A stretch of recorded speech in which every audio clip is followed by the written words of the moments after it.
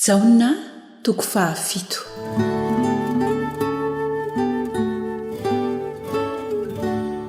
Ny niakaran'i Jesosy tany Jerosalema tamin'ny andro firavoravoana taberina kely sy ny nampianarany teo an-kianjan'ny tempoly ary ny tadiavany lehibe hisambotra azy.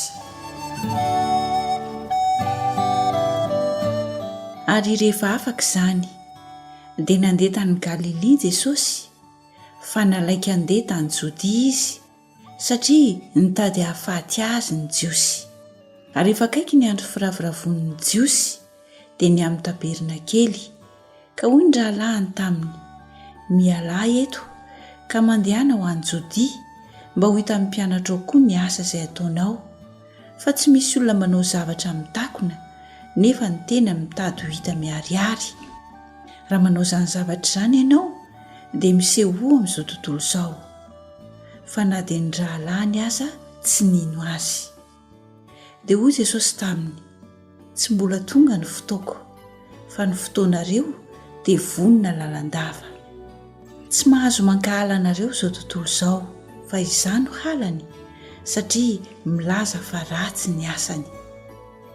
Miakara ho amin'ny andro firavoravoana ianareo, fa izaho tsy mbola miakatra ho amin'ity andro firavoravoana ity, satria tsy mbola tonga ny fotoako. Ary rehefa nilaza izany teny izany taminy izy, dia mbola nitoetra tany Galilia ihany. Fa rehefa lasa niakatra ho amin'ny andro firavoravoana ny rahalahiny, dia niakatra koa izy, nefa tsy mba nisehoseo, fa ataony afinafina. Ary ny jiosy dia nitady azy tamin'ny andro firavoravoana ka nanao hoe aiza izy, ary nitakoritsika azy be ihany ny vahoaka. Hoy ny sasany, tsara fanahy izy, fa hoy kosa ny sasany, tsia fa mamitaka ny vahoaka izy, nefa tsy nisy saniresaka azy miharihary noho ny fahatahoran'ny jiosy. Ary rehefa nisasaka ny andro firavoravoana dia niakatra teo an-kianjan'ny tempoly Jesosy ka nampianatra. Dia gaga ny jiosy ka nanao hoe ahoana ny nahaizan'ilay ity soratra nefa tsy mba nianatra izy. Dia namaly azy Jesosy ka nanao hoe tsy aho ny fampianarako, fa an'izay naniraka ahy. Raha misy olona ta hanao ny sitrapony dia alalany amin'ny fampianarana izy, na avy amin'Andriamanitra izany na miteny ho ahy aho. Izay miteny ho azy dia mitady ny voninahitry ny tenany, fa izay mitady ny voninahitry izay naniraka azy ny marina, ary tsy misy tsy fahamarinana ao aminy. Tsy Mosesy va no nanome anareo ny lalàna, nefa tsy misy eo aminareo mankatoy ny lalàna. Nahoana ianareo no mitady hamono ahy? Ny vahoaka namaly hoe manana demonia ianao, iza no mitady hamono anao? Jesosy namaly ka nanao taminy hoe asa iray loha ihany no ataoko, ka gaga avokoa ianareo rehetra.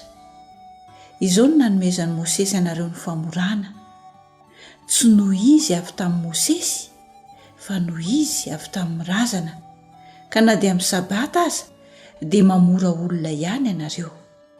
Raha amin'ny sabata aza no mamora olona mba tsy hahafoana ny lalàn'i Mosesy, dia tezitra amiko va ianareo, satria misy olona anankiray nataoko sitrana avokoa ny tenany rehetra tamin'ny sabata? Aza mitsara araka ny miseho, fa mba mitsara marina. Ary ny mponina sasany tany Jerosalema tena nanao hoe tsy ilety va ilay tadiaviny hovonoina? Ary indro izy miteny miharihary, nefa tsy misy miteny azy akory. So efa fantatry ny mpanapaka nefa io ny Kristy, nefa fantatsika izay nihavian'ile io, fa raha avy Kristy tsy misy mahalala izay hiaviany. Dia niantso teo an-kianjan'ny tempoly Jesosy raha nampianatra ka nanao hoe izaho dia fantatrareo, sady fantatrareo koa izay nihaviako, ary tsy avy ho ahy aho, fa marina ny naniraka ahy, izay tsy fantatrareo. Izaho mahalala azy, fa izy no nihaviako, ka izy no naniraka ahy. Dia nitady hisambotra azy ny olona, kanefa tsy nisy nanintsy tanana taminy, satria tsy mbola tonga ny fotoany. Ary maro ny vahoaka ny nino azy ka nanao hoe raha tonga Kristy, moa anao famantarana maro mihoatra noho ny nataonyity lehilahy ty va izy? Ny fariseo nandre ny vahoaka ny takiritsika izany zavatra izany aminy, ary ny loham-pisorona sy ny fariseo dia naniraka mpiandry raharaha mba hisambotra azy. Dia hoy Jesosy, kely foana no hitoerako aminareo dia akany amin'izay naniraka ahy aho. Dady ahy ianareo fa tsy ahita ahy, ary izay hitoerako dia tsy azonareo aleha. Dia niresaka hoe ny Jiosy, akaiza moa no alehan'ilay ty no tsy ho hitantsika?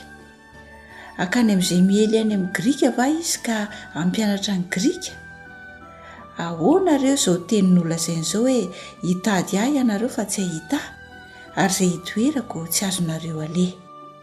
Ary tamin'ny andro farany, izay andro lehibe tamin'ny andro firavoravona, dia nitsangana Jesosy ka niantsona na hoe, raha misy olona mangetaheta, aoka izy hanantona ahy ka hisotro. Izay mino ahy dia hisy honony rano velona miboiboika avy ao an-kibony, araka ny voalaza ny soratra masina. Ary ny fanahy izay efa ho raisiny mino azy no nolazainy tamin'izany. Fa ny fanahy tsy mbola nomena satria Jesosy tsy mbola niditra tamin'ny voninahiny. Ary ny sasany tamin'ny vahoaka raha nandre izany teny izany dia nanao hoe, ity tokoa ny lay mpaminany. Hoy ny sasany, ity no Kristy. Fa hoy kosa ny sasany, avy any Galilea va no hiavian'i Kristy? Tsy voalaza ny soratra masina va fa Kristy dia avy amin'ny taranak'i Davida, sady avy ao Betlehema voninahitra nonenan'i Davida? Dia nisaratsainany amin'i Jesosy ny vahoaka, ary ny sasany nitady hisambotra azy, kanefa tsy nisy nanintsy tanana taminy. Ary ny mpiandry raharaha nakeo amin'ny loham-pisorona sy ny fariseo, ka hoy izy ireo taminy, nahoana ianareo no tsy nitondra azy? Ny mpiandry raharaha namaly hoe, tsy mbola nisy olona niteny tahaka izany. Ary ny fariseo namaly azy hoe, ianareo koa va voafitaka? Moa misy mpanapaka na fariseo mba nino azy? Fa voaozy ny reto vahoaka reto, izay tsy mahalala ny lalàna.